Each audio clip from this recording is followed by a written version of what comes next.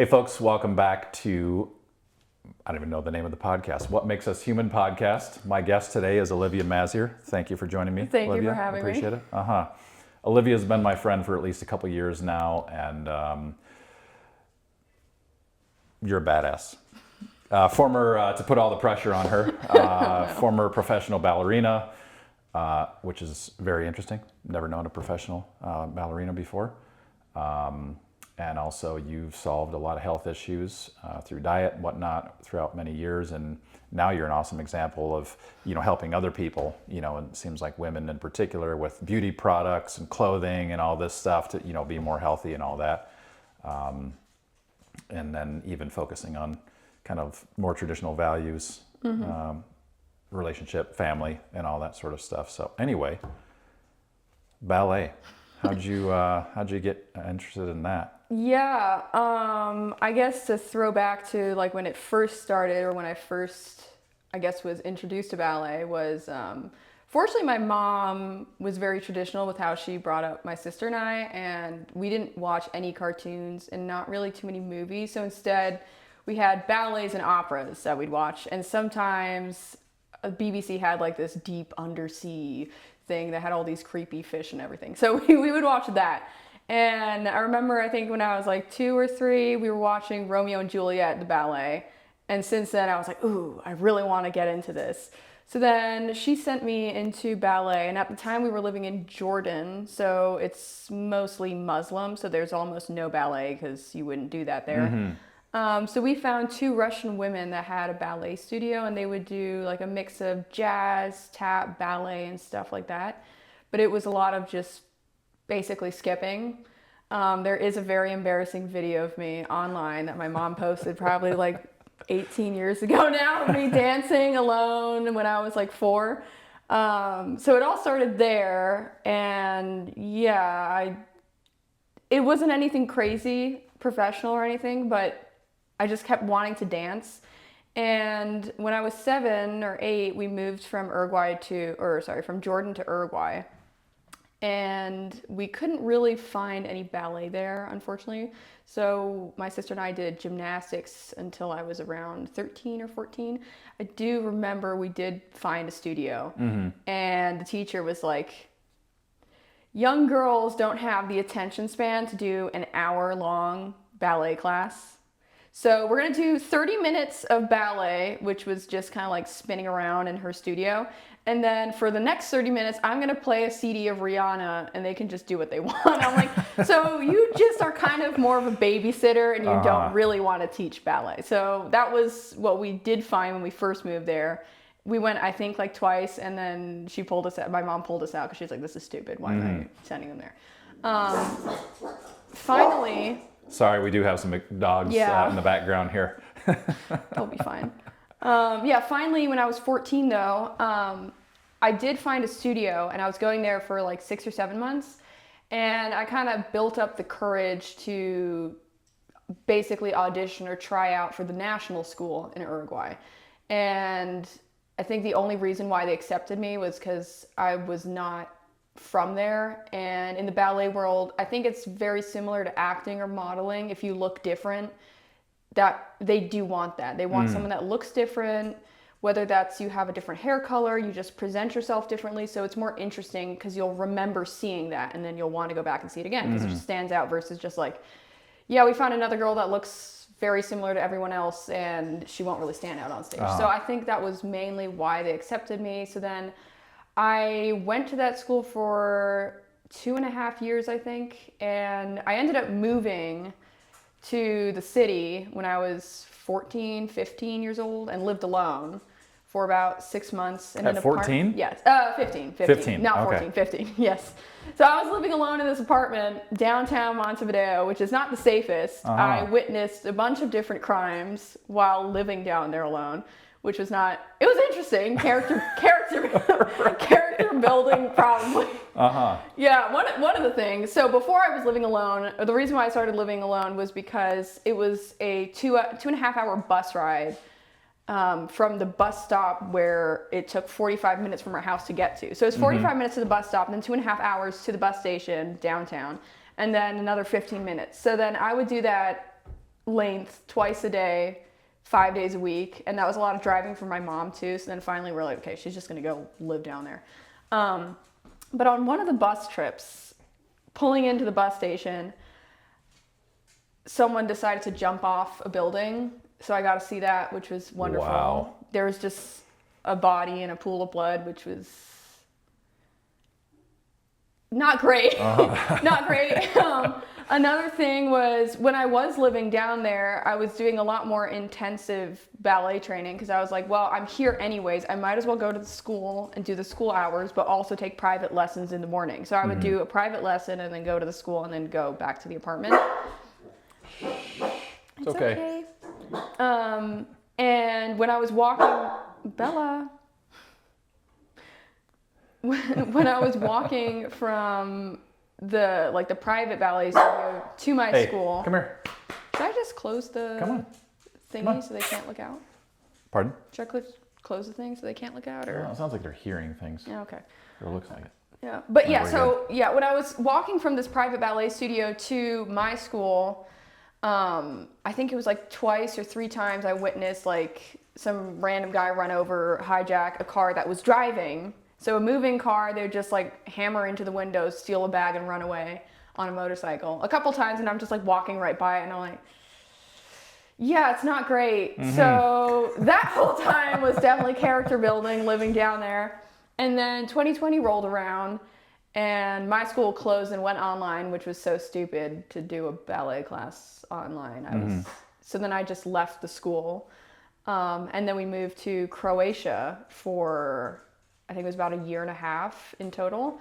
And we went there because we were looking to move to Hungary, but they had some COVID restrictions and we didn't want to deal with all that. So we went to Croatia and I met a Russian ballet teacher who ended up telling me that I needed to start from scratch because I was so bad at dancing. He's like, yeah, no, you really need to start from scratch. So I did 4 days a week with him for 2.5 to 3 hours every day. And then I quit high school. So I had one more year of high school and I actually stopped. So I didn't do my last year of high school and instead replaced it with ballet.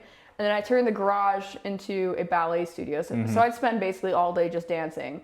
But during that time was kind of when all my health issues came around. So I think it wasn't great because one, I couldn't meet anyone, so I was alone all the time. And then I was just alone dancing all the time and in front of mirrors, which was horrible because I had my whole eczema thingy going on. And then I also had gained a lot of weight and was just, down in the dumps. But I guess we'll get into that later.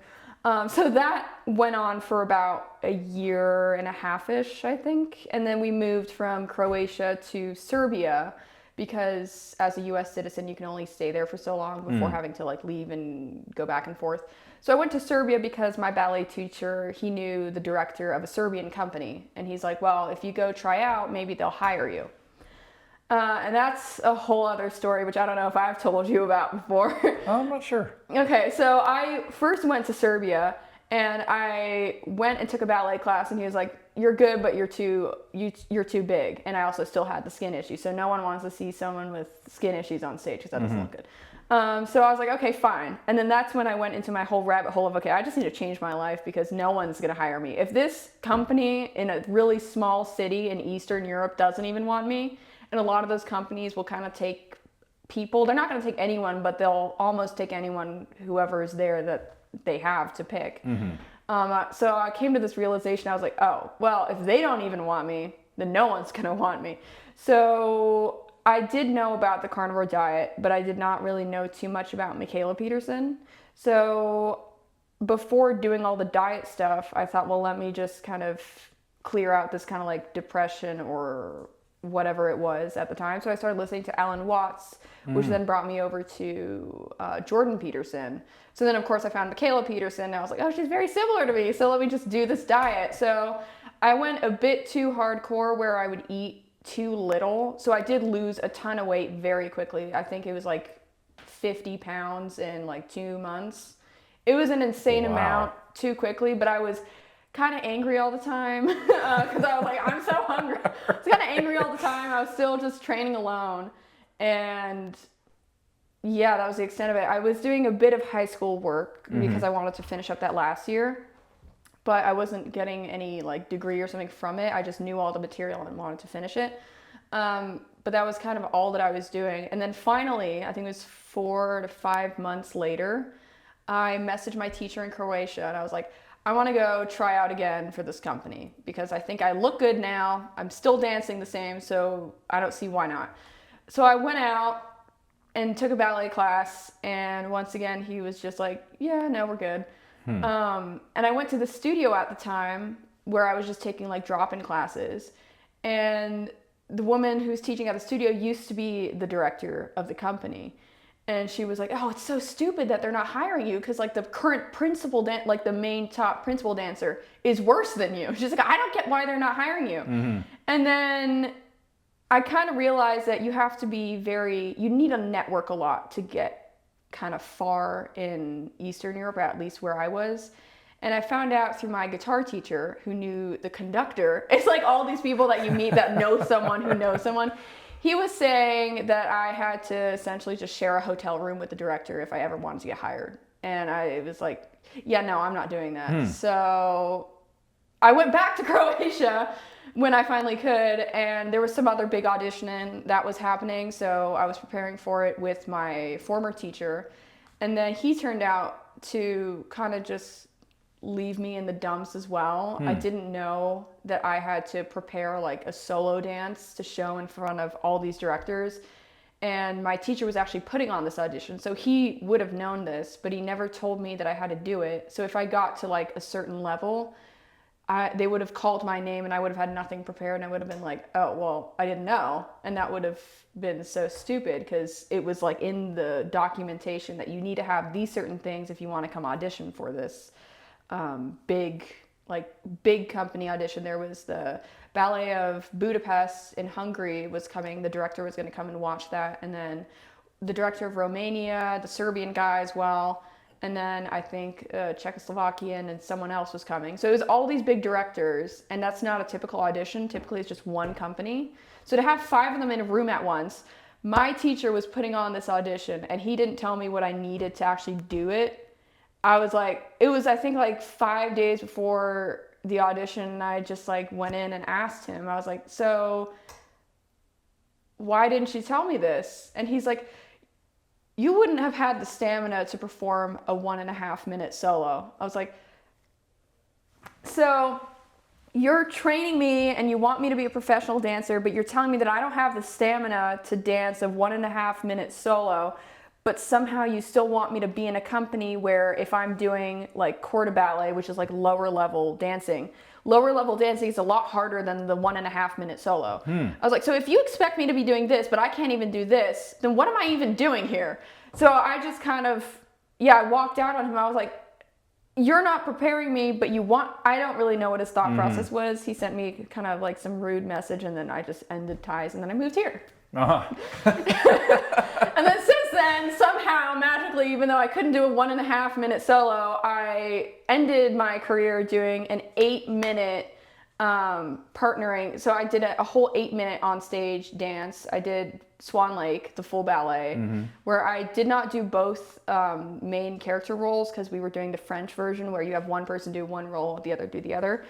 But I was like, so I can do all of this, but you're telling me I couldn't do the 1 minute and 30 seconds. So I still get a bit annoyed at that. I'm like, I don't really know what he was thinking, but I'm just happy that I ended my career on a happy note and I'm done with it now. Yeah, so that's the long history of my ballet career. So it's interesting because, you posted so many videos online of, people say, oh, you're just lucky, or, whatever it is. Yeah, no. And it's like, then you have like a montage of like what luck looks like. And it's like you working over and over and over and over. What do you think it was that just kept you so focused and determined to excel in ballet? I think it's funny because I had this debate recently with someone and I won the debate, but I was like, to be good, to be really good at, especially an art form, you have to have like some traumatic experience or something, because no normal person would be like, I'm going to spend 8 hours a day doing this with my arm because it's cool and I want to be good at it. I'm like, no normal person would do that unless like something either traumatic or you experience something so amazing that you're like, I need to do that because I'm like so overwhelmed by it. I think it was partly just my childhood, just like traveling through all these places was just, I needed something that was foundational because I don't have like my hometown or something. So I was like, ballet's always been there with me throughout all of this traveling and being everywhere and doing everything. So it's always been there. So I wanted to just have that main focus of it's always been like consistently there for me. So I'm going to be consistently there for it. And I've kind of come to that conclusion of that was probably why. If not, I don't really know why. I just kind of stuck with it. Yeah, it seems interesting that, 'cause I don't know if I heard that piece from you before, that like it was the moving and everything. So it almost seems like, like you say, it was like a foundation that you knew you always had it to go with. So very interesting.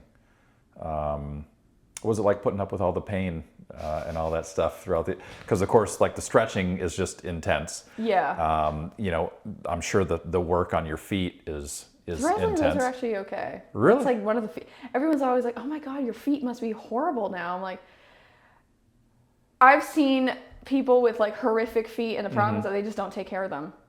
You just take care of them and it's fine. It's going to be painful and maybe you're like my pinky toes, both of the nails are split in half and they just continuously grow that way because they're split in half, but they're not painful. They just don't look the nicest.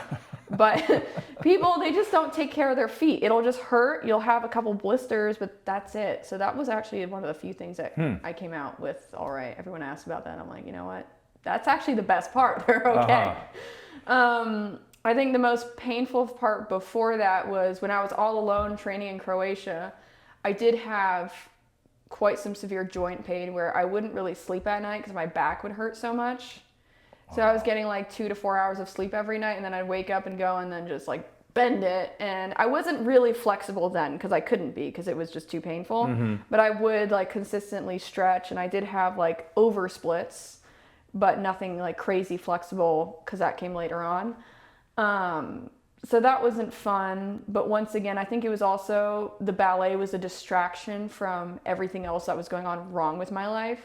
So I'd be so obsessed with it where I'd kind of forget everything else that was happening. It's like, you know, your escape. Like people would do like substance abuse to get away from something that they're uncomfortable with.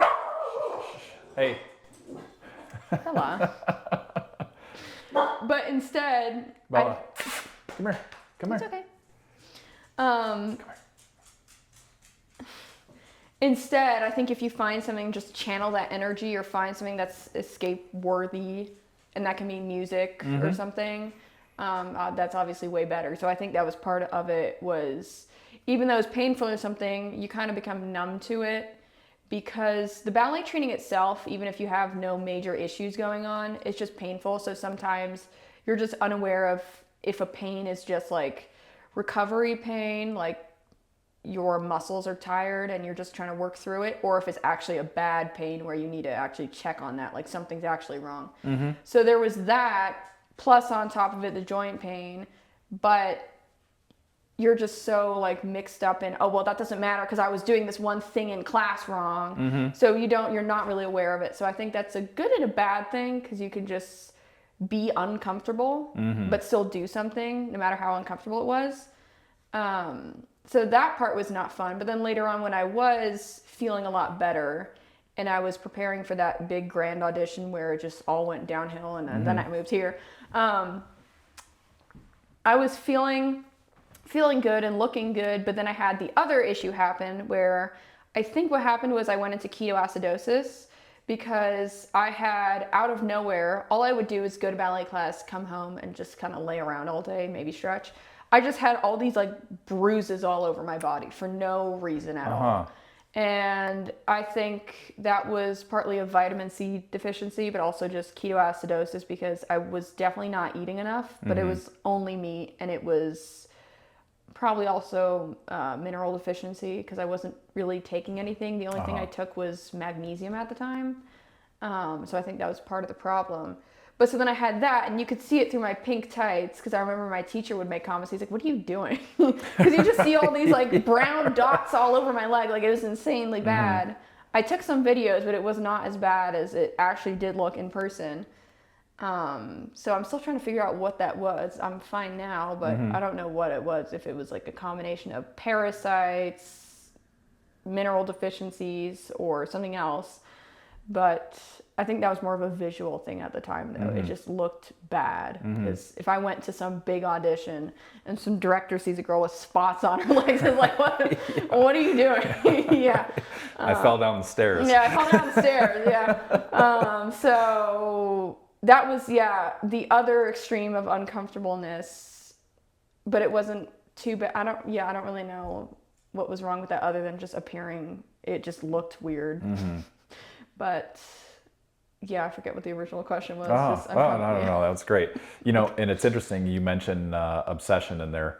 It seems that depending on what the context is, that word can be used, negatively, or, in this situation, like, it was part of the driving force, behind what you've done, and even tied into diet and how you use that sort of, I guess that seems like that obsession transferred over to trying to fix all these just issues that you had throughout the years. Yeah.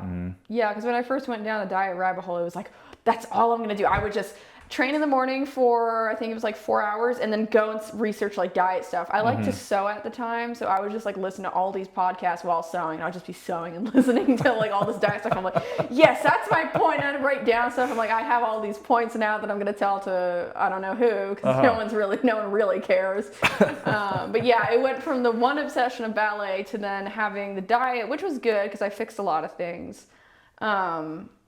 But then, those became two kind of obsessions at the time, but a bit over the top. Well, why not, Why not? It worked, Yeah. Especially, too, because that's such a divergence from, what we've been told as far as, plant-based diet and all this. And, typically that happens to be young women, who go down those paths. And then you went in the opposite direction through a lot of experimentation and heartache and, skin issues and all that sort of stuff. And, how would we... I sort of lost my train of thought. I can add in one funny comment about the plant-based thing. So my mom was always kind of paleo.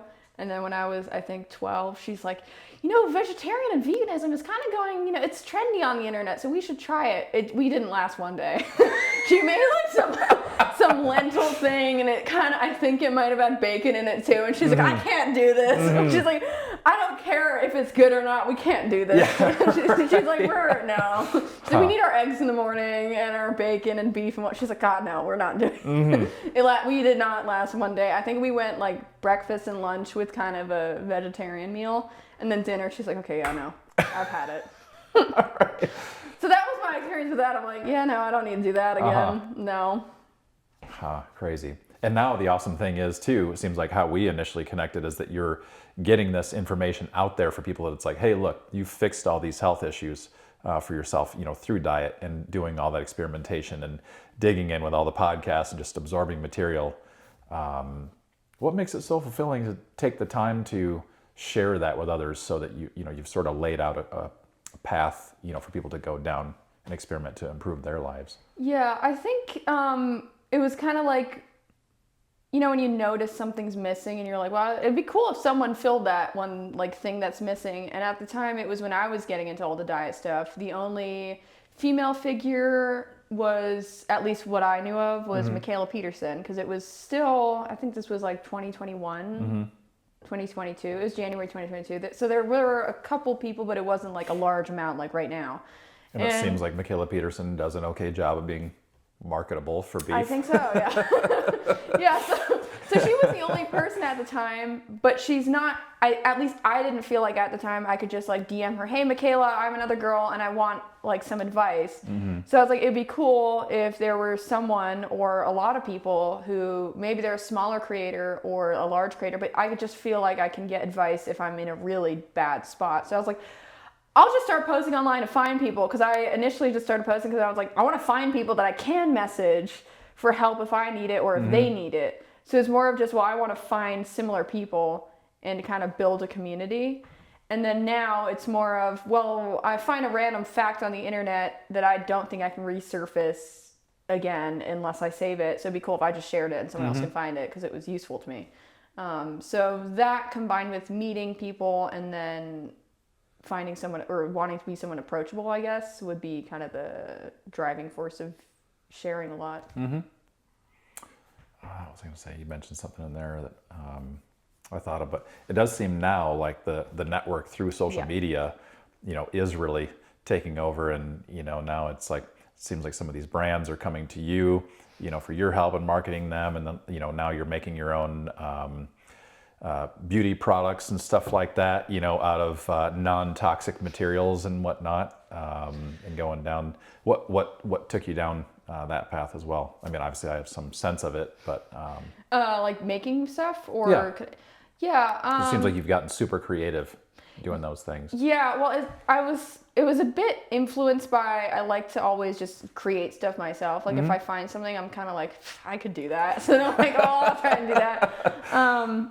Well, it kind of actually started with, I loved, and it was this trendy product, this one lip gloss, but it cost like $50 to buy it. And I liked to wear it quite often because it was pretty and it smelled nice and it looked nice and the bottle was cute.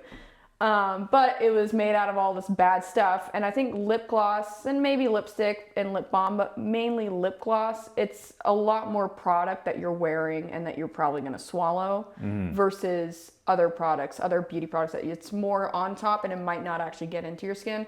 But lip gloss is a thick liquid that you're going to end up swallowing regardless.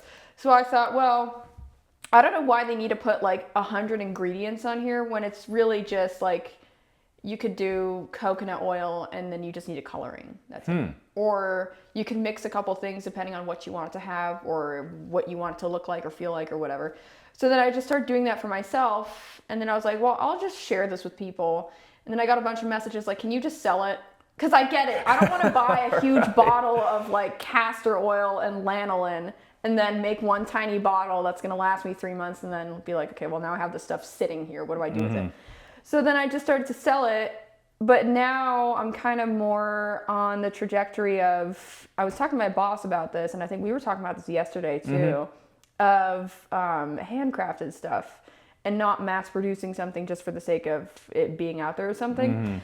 So what I would love to do is create like small batch, potentially perishable, because it has to be good quality. I don't want to add stuff in there that's going to make it sit on a shelf or a like storage spot for years on end and then I'll just randomly sell it to you 5 years later. But small batch beauty products that are not bad for you and feel good, wear just as well and look just as well as the bad stuff. So that's kind of on the trajectory that I'm going at. But in the process, I do want to share how exactly you can make it because I want to be really transparent about it. Like, okay, you can do this yourself. You probably won't, so here it is, but here are also the tools on how to actually do it. So that's kind of where I'm going with that. Yeah, it's very cool. It's like you've posted about this too, that people are asking about this, so you literally show like how to make these things, on your social media, instead of like, oh, you have to buy my product and I'm the face of it and all this. It's just like, hey, here you go. Yeah. You can do it. Yeah, we were discussing this about a certain someone that we both absolutely love online. It was just like, yeah, my thing is better. No one else can compare with it. No, it's more of, okay, well, I have this thing and it's good for these reasons, but you can probably find there are probably other brands out there that do maybe just as well of a job, maybe not as good, maybe even better. But here's also how you can do it. So the difference is that I'm telling you, you can do it yourself. You don't need me, but if you want to, you can. But yeah, anyways, that's my little tangent. I guess the diet thing is interesting, because you focus so much on that. And earlier you mentioned your, I forgot if you said like endurance or your stamina, for performing in ballet. What was it like? Because I've heard you talk about this when like your stamina, to continue to practice or, whatever it is versus the other women who were sort of eating the kind of more standard way. I think it was a bit like looking back now, it was a combination of diet, but then also just like a high of, oh, I can do this now, which it could have been because of the diet. But yeah, taking ballet classes, more so, I think I would notice it a lot more so when I would go to these summer intensives. In ballet, during the summertime, they do these summer intensives, and it's a lot more intense than a normal year of ballet classes. So it's like 6 to 8 hours straight of just dancing. You get maybe 10 minutes every couple hours to relax. And during that time, you're obviously overexerting a lot. And it's even 6 days a week. So it can be 5 days a week or 6 days a week of this constant just, oh my God, you're working out so much. And I would notice it in these summer intensives because, of course, it's more intense. But I would be able to run like a variation, which is that 1 minute, 30-second dance, multiple times. I think I did it up to like 4 times in a row. And these variations vary between like 1 minute to 3 minutes long. So it's not just 1 minute and 30 seconds. That was just what my teacher had told me. But I was able to run a solo 3 to 4 times in a row, no issue. Maybe just take like 30 seconds to breathe, to just, okay, recover, remember what the corrections were so I can fix it for the next time. And I'd do that 4 times in a row versus everyone would do like half of it, pause, and then the other half. Or we do it in a group so that you don't have to overexert yourself and do it as well. Because obviously if you're in a group, you're not going to try as hard because you can kind of hide behind other people versus if you're doing it alone, you're kind of the spotlight. So you want to give it your all. So yeah, I would notice that either they wouldn't do the whole thing or they do the whole thing just once and then come back to it the next day. Versus I was like, yeah, let's run it again for the 3rd time now. So I think that was the main difference because it sounds really stupid, like 2 minutes, but those 2 minutes are really intense. It's a lot going on right there. It's a lot of cardio, a lot of strength, and it's kind of all just combined in one. Plus you have to look good, pretend that you're not tired or anything.